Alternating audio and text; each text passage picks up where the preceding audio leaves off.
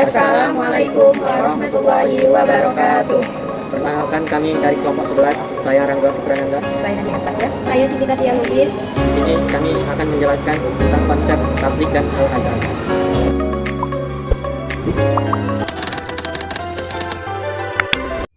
Tablis. Pengertian tablis.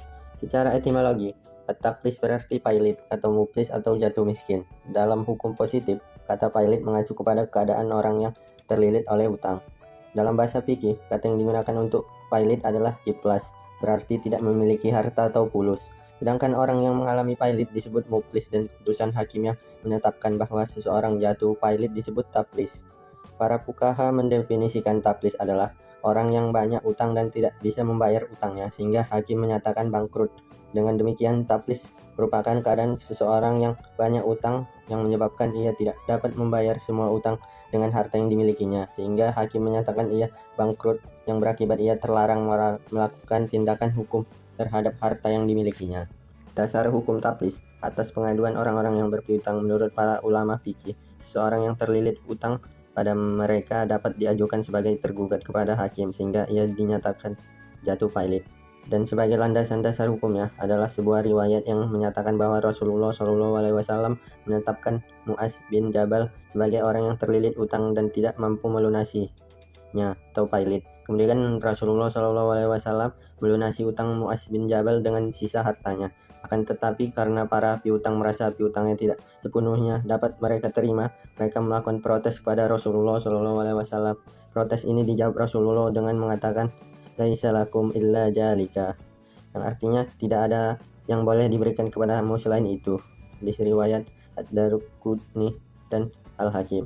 Berdasarkan hadis tersebut, para ulama fikih telah sepakat menyatakan bahwa seorang hakim berhak menyatakan seseorang atau debitur jatuh pailit dan tidak mampu membayar hutang-hutangnya. Oleh sebab itu, hakim yang menyatakan seseorang jatuh pailit berhak melarang orang yang pailit itu bertindak hukum terhadap sisa hartanya, dan hakim berhak melunasi utang orang yang pailit dari sisa hartanya sesuai dengan persentase utangnya. Akibat hukum muflis. Putusan pernyataan pailit mengakibatkan harta kekayaan debitur sejak putusan itu dikeluarkan oleh hakim dimasukkan ke dalam harta pailit. Dengan kata lain, akibat putusan pailit dan sejak putusan itu harta kekayaan debitur berubah statusnya menjadi harta pailit. Pailitan meliputi seluruh kekayaan debitur pada saat putusan pernyataan pailit diucapkan, serta segala sesuatu yang diperoleh selama kepailitan. Setelah seseorang dinyatakan pailit dan berada di bawah pengampuan, maka akibatnya, yang pertama, debitur dilarang melakukan tindakan hukum terhadap hartanya kecuali untuk keperluan hidupnya. Kedua, debitur boleh dipenjarakan untuk menjaga keselamatan dirinya, karena ada kemungkinan di luar penjara jiwanya terancam. Untuk memenjarakan orang pailit harus memenuhi ketentuan hutangnya bersifat mendesak. Debitur mampu membayar hutang, tetapi enggan membayarnya. Para kreditor menuntut kepada pengadilan atau hakim untuk memenjarakannya. Yang ketiga, hartanya dijual untuk membayar hutang-hutangnya. Yang keempat, harta orang lain yang masih ada di tangannya harus dikembalikan kepada pemiliknya. Yang kelima, sekiranya debitur tidak penjarakan, maka dia harus diawasi secara terus-menerus. Sedangkan menurut jumhur ulama, tidak perlu diawasi secara terus-menerus karena akan menghambat geraknya untuk mencari rezeki guna melunasi hutang. Baiklah, saya akan membahas tentang syarat-syarat dijatuhkannya sebuah kepailitan atau taflis. Untuk dapat mengambil harta atau barang jualan yang terdapat pada orang yang pailit, para ulama berselisih pendapat. Tetapi yang paling mudah untuk bisa melakukan penuntutan atas barang dagangan yang belum dilunasi. Menurut pendapat mazhab Syafi'i, terdapat 3 ketentuan. Yang pertama, waktu pembayaran hutang telah jatuh tempo. Yang kedua, debitur enggan membayar hutang. Dan yang ketiga, barang yang menjadi hutang masih ada di tangan debitur.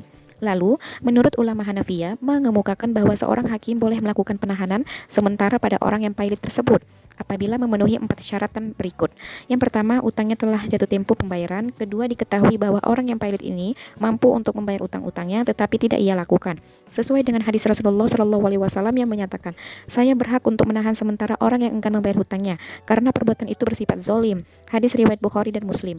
Yang ketiga yaitu orang yang jatuh pailit itu bukan ayah atau ibu dari orang yang pemberi piutang. Serta yang keempat yaitu orang yang memiliki piutang mengajukan tuntutan kepada hakim agar orang yang jatuh pailit itu dikenakan penahanan sementara. Nah baik, kemudian tentang al-hajar, dari segi pengertian al-hajar atau mahjur, pengampuan. Al-hajar berarti larangan dan penyempitan ataupun pembatasan. Istilah hukum perdata berarti pengampuan. Al-hajar dalam fikih Islam ditemui dalam pembahasan tindakan kecakapan melakukan tindakan hukum bagi seseorang. Al-hajar maksudnya seseorang dilarang melakukan tindakan hukum. Secara etimologi, al-hajar berarti larangan, penyempitan, dan pembatasan. Hajaro alaihi hajron artinya seseorang dilarang melakukan tindakan hukum. Dalam Al-Quran, kata al-hajar juga digunakan dalam arti akal, karena akal dapat menghambat seseorang melakukan perbuatan yang berakibat buruk. Sedangkan secara terminologi, dijumpai beberapa definisi al-hajar yang dikemukakan oleh beberapa ulama fikih. Akan tetapi, pada dasarnya, definisi-definisi itu secara substansial adalah sama.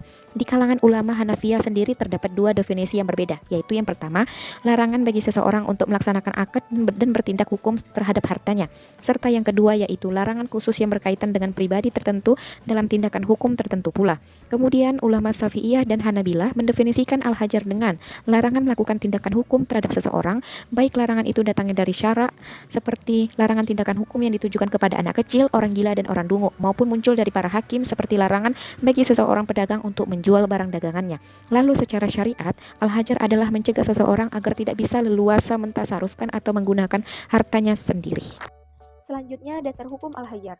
Para ulama fikih menyatakan bahwa yang menjadi landasan hukum untuk menetapkan status seseorang di bawah pengampuan adalah firman Allah Subhanahu wa taala dalam surah An-Nisa ayat 5 yang berbunyi wala tu'tus sufaha amwalakumul lati ja'alallaha lakum qiyaman warzuquhum fiha waqsuhum wa qulu lahum qawla maqdufan, yang artinya, dan janganlah kamu serahkan kepada orang-orang yang belum sempurna akalnya, hartanya, atau mereka yang berada dalam kekuasaanmu, yang dijadikan Allah sebagai pokok kehidupan. Berilah mereka belanja dan pakaian dari hasil harta itu, dan ucapkanlah kepada mereka kata-kata yang baik.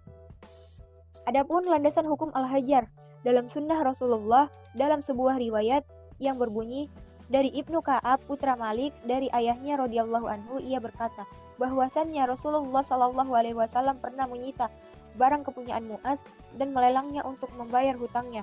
Hadis ini diriwayatkan oleh Imam Abu Daru Qutni. Imam Hakim menyatakan sahihnya hadis ini dan dikeluarkan pula oleh Imam Abu Dawud sebagai hadis yang sanadnya kemursalannya. Berdasarkan ayat dan hadis di atas, para ulama menyatakan bahwa al-hajar itu boleh karena seseorang kurang akal seperti anak kecil dan orang gila, atau karena tindakannya merugikan dirinya sendiri seperti orang mubazir dan orang bodoh, atau merugikan orang lain seperti orang yang jatuh pailit dan mart al-maut. Hikmah al-hajar. Para ulama fikih menyatakan bahwa diberlakukannya seseorang berada di bawah status pengampuan sehingga ia dinyatakan tidak cukup melakukan tindakan hukum bukanlah merupakan pengekangan terhadap hak asasinya dan pelecehan terhadap kehormatan dirinya sebagai manusia. Akan tetapi, pengampuan ini diberlakukan syara demi untuk menunjukkan kepedulian syara terhadap orang-orang seperti itu dalam soal muamalat. Syara menginginkan agar tidak ada yang dirugikan atau merugikan orang lain. Adapun hikmah al-hajar diantaranya sebagai berikut. Yang pertama, memelihara harta benda. Yang kedua, menjaga kemaslahatan individu dan orang lain. Yang ketiga, mencegah kerugian. Yang keempat, pendidikan dan pembelajaran.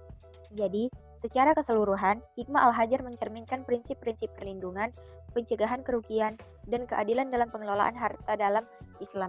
Selain itu, hikmah al-hajar dalam fikih muamalah adalah untuk memastikan bahwa harta dikelola dengan bijaksana, melindungi individu dari tindakan merugikan, serta menjaga kesejahteraan bagi orang lain. Dan berakhirnya status al-hajar atau pengampuan. Sesuai dengan kaidah usul fikih bahwa hukum itu berlaku sesuai dengan ilatnya. Para ulama fikih sepakat menyatakan bahwa apabila ilat atau yang menyebabkan seseorang ditetapkan di bawah pengampuan telah hilang, orang itu bebas dari al-hajar. Dalam hukum Islam, status al-hajar atau pengampuan berakhir ketika individu yang terpengaruh memenuhi syarat tertentu. Adapun kondisi-kondisi yang menyebabkan berakhirnya al-hajar, yang pertama, untuk anak kecil. Status al-hajarnya berakhir jika telah mencapai usia balik dan cerdas, serta memiliki akal yang sehat. Ini berarti mereka sudah cukup dewasa untuk mengelola harta mereka sendiri. Yang kedua, untuk orang-orang bodoh dan dungu. Status al-hajar berakhir dengan cerdas dan sadarnya mereka atas tindakan yang mereka lakukan. Yang ketiga, untuk orang gila, status al-hajarnya berakhir dengan sembuhnya dari gila. Dan orang yang dalam keadaan mart al-maut berakhir pengampuannya dengan sembuhnya atau wafatnya. Yang keempat, untuk orang yang boros. Status al-hajar berakhir ketika mereka mulai menunjukkan perilaku hemat. Demikian pula, bagi orang yang mengalami gangguan mental, status ini akan dicabut ketika mereka kembali waras. Dan yang terakhir, untuk orang yang pailit, status di bawah pengampuannya berakhir apabila seluruh utang-utangnya dilunasi. Berakhirnya status di bawah pengampuan berada pada setiap orang apabila status di bawah pengampuan itu ditetapkan melalui penetapan pengadilan. Seperti orang pailit, pengampuannya itu tidak melalui pengadilan. Seperti anak kecil, maka status pengampuannya habis dengan hilangnya ilat yang menyebabkan ia berada di bawah pengampuan. Demikianlah materi yang dapat kami sampaikan tentang konsep tablik dan al-hajar. Sekian dan terima kasih. Wassalamualaikum warahmatullahi wabarakatuh.